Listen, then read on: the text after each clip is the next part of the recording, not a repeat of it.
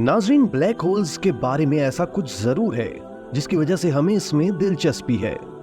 इसकी वजह यह हकीकत भी हो सकती है कि ब्लैक होल के वजूद के लिए एक सितारे का मरना जरूरी है, या ये वजह भी हो सकती है कि जो भी चीज इसमें चली जाए वो निकल नहीं सकती, या ये ख्याल कि ब्लैक होल के वस्त में वक्त और मकाम का तस्वुर वो नहीं जैसा हम समझते हैं। इसका जवाब जो भी हो, ब्लैक होल्स और खास तौर पर उनके मरकज का अनोखापन इस कायनात का सबसे बड़ा राज है।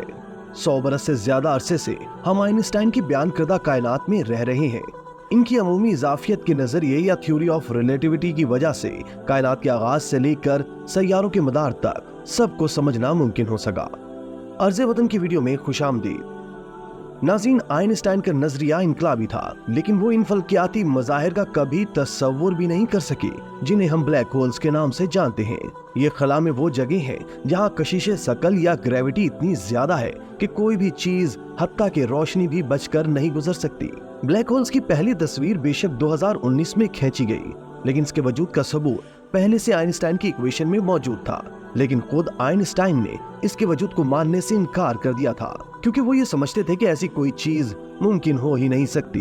दोस्तों, ब्लैक होल्स के वजूद को तस्लीम करने का मतलब था कि ये तस्लीम कर लिया जाए कि इसके वस्त में सिंगुलैरिटी छुपी है, जहाँ कुदरत के वो कवानीन जिन्हें हम जानते हैं काम नहीं करते। आइंस्टाइन की जानिब से दुनिया में सबसे मोतबर समझे जाने वाले तहकीकी जर्नल में शाया होने वाले मजमून में ब्लैक होल्स को रद्द करना इससे मुतालिक तहकीकात में सबसे बड़ी रुकावट बना। जाहिर है, अमूमी इजाफियत के नजरिए के बानी कह रहे थे कि इनका वजूद मुमकिन ही नहीं। लेकिन 1965 में माहिर तिब्बियात रॉजर पेनरोस ने रियाजी के असूलों के तहत ये कर दिखाया कि आइंस्टाइन की कायनात में न सिर्फ सिंगुलैरिटी मुमकिन है बल्कि नागुज़ीर है, और इन नताइज की वजह से उन्हें 2020 में 89 साल की उम्र में फिजिक्स का नोबेल इनाम मिला। लेकिन साइंसी कम्युनिटी की जानिब से ब्लैक होल्स को मुकम्मल तौर पर तस्लीम करने का ये मतलब नहीं है कि इसके तमाम राज हल हो गए हैं, बल्कि सिंगुलैरिटी के बारे में बहुत ही कम बातें पता चली हैं। ये एक बहुत पेचीदा तस्वुर है, और इसको समझने के लिए कि ब्लैक होल्स कैसे बनते हैं, मैं एक आम मिसाल देता हूँ। ये लकड़ी की एक मेज है। आप इस मेज को देख सकते हैं और महसूस कर सकते हैं कि ये ठोस है, लेकिन इसकी कसाफत या डेंसिटी सिर्फ चंद ग्राम फी मुरब्बा सेंटीमीटर है।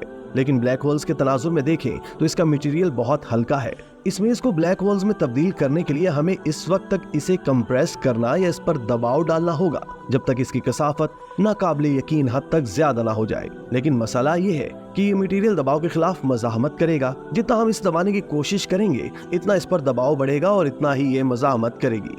हमें बहुत ही ज्यादा ताकतवर अमल की जरूरत होगी जो मेज के गिर्द इतनी तवानाई पैदा कर सके कि ये दबकर इतनी कसीफ हो जाए कि एक ब्लैक होल बना सके। नाज़रीन, इतनी ज्यादा तवानाई पैदा करने वाला एक वाकया सुपरनोवा है। सुपरनोवा तब होता है जब एक बहुत बड़ा सितारा, यानी हमारे सूरज से कम से कम 30 गुना ज्यादा बड़ा सितारा बनता है और चंद सेकंड में धमाके से फट जाता है। इसके बाद ये अपने अंदर ही अंदर खत्म हो जाता है और एक ब्लैक होल बना लेता है।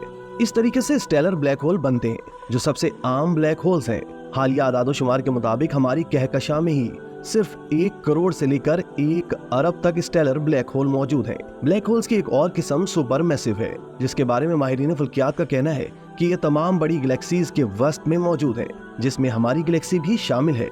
नाज़रीन, दर हकीकत नोबेल इनाम अकेले पेनरोस को नहीं मिला था।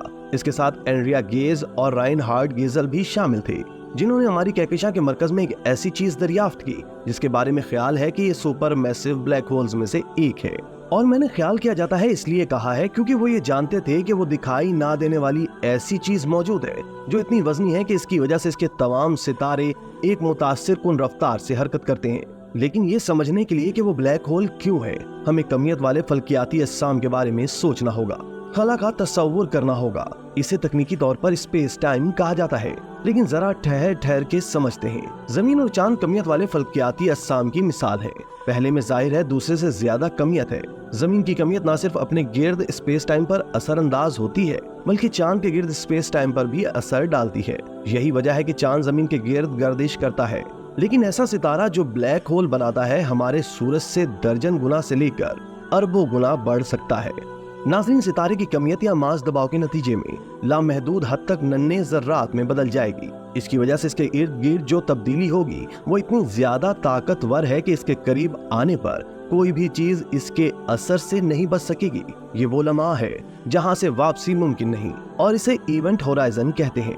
ये ब्लैक होल के गिर्द एक सरहद होती है जो इस सब को जो इसके अंदर है बाहर से जुदा करती है। जब कोई शय ये हद अबूर कर ले तो वो वापस पलट नहीं सकती। उसका कायनात से राब्ता खत्म हो जाता है और हम नहीं जानते हैं कि उसकी हतमी मंजिल क्या है। हम बस ये जानते हैं कि एक बार अंदर दाखिल हो जाए तो ब्लैक होल्स के वस्त में सिंगुलैरिटी की जानिब सफर शुरू हो जाता है, और ये वो जगह है जहां वक्त और मकाम का वो मतलब जिसे हम जानते हैं खत्म हो जाता है।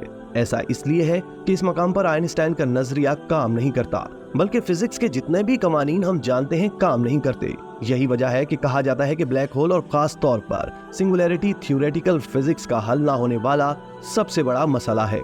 और यहीं आकर साइंसदानों को भी तस्लीम करना पड़ता है कि कायनात के बारे में इनकी मालूमात मुकम्मल नहीं है।